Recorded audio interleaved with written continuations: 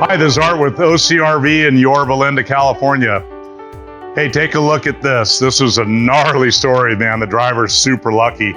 So he bought this rig in Ohio, and on his way back, he was transitioning from the 10 to the 60, a couple miles into the 60, and a tire came across the road and slammed into him right here. You can see where it took the mirror out, impacted the upper cap here, damaged all this, hit this, and then hit the house right here and just destroyed all this and broke the slide out.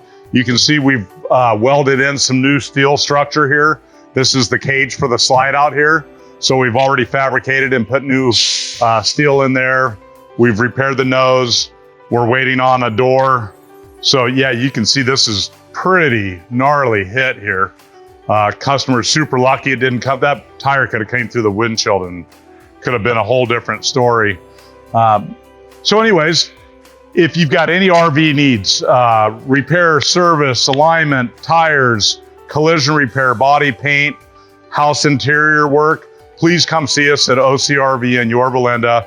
You can reach us at 714-630-3766 or go to our website, OCRVcenter.com.